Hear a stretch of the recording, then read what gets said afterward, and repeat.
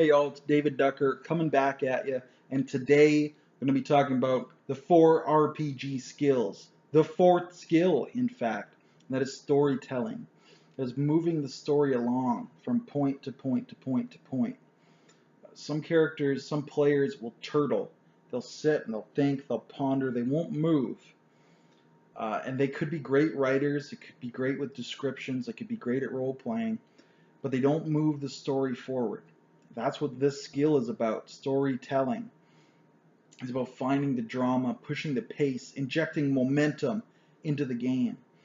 Uh, the game master can do that, but it's often better when the players do it and they're proactive.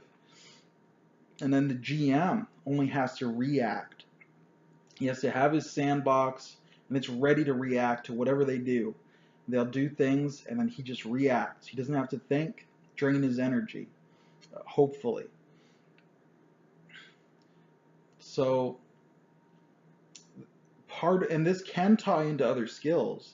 You can say, "Oh, I got to push the pace." You can role play, and your character can push the pace as long as it's not metagaming to a severe degree.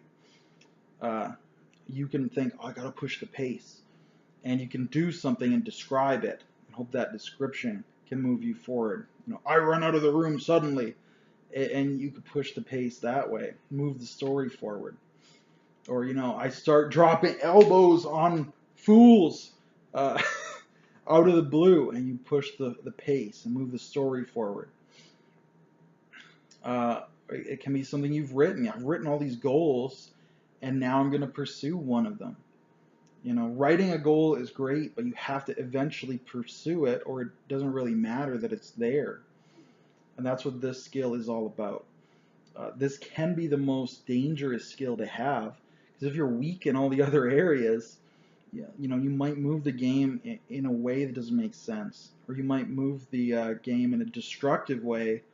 The murder hobo syndrome could show from someone who just really wants to push the pace, and they don't want to stop and role play. They don't want to stop and describe. They don't want to stop and think and write. They just want to go boom, boom, boom, boom, boom, and everyone ends up dead because you didn't plan ahead. So this can be a very dangerous skill to have, but it's very valuable as well.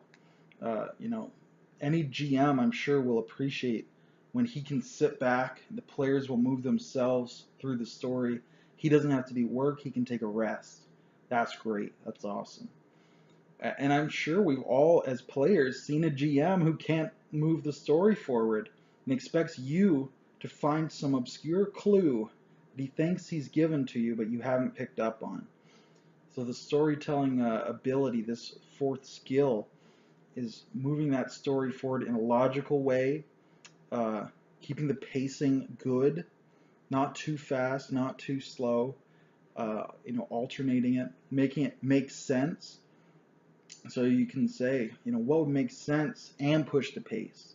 What would be a great role-playing scene and push the pace? What would be a great story? Like, oh, it'd be such a great story if I could just betray this guy.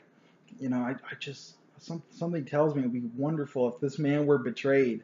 He would lose his mind and he'd become a more interesting character. How can my character betray him without breaking character?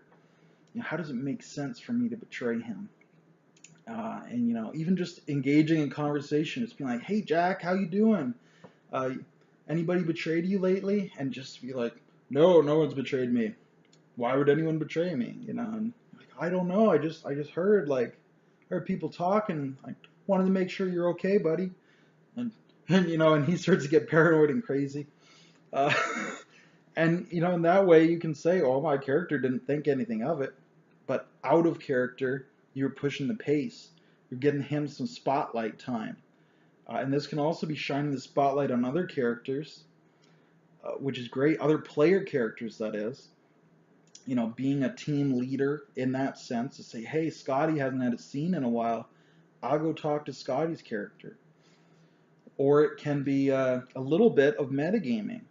And that's, again, why this skill is the most dangerous, because metagaming can be really bad. It can ruin your immersion. It can be unbelievable. you can't believe in the game and the laws of physics anymore, you lose a lot of the magic. But it can be good if it's used right. You know, a tiny bit of metagaming can be good from time to time. Under very specific circumstances, it can be good.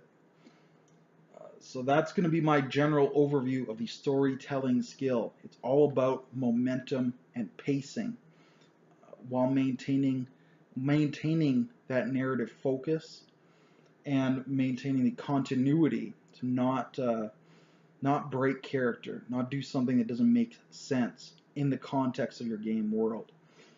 So let me know in the comments below what you think of this skill, of the skill list, these 4 skills in general. When have you seen great storytelling? When have you seen bad storytelling?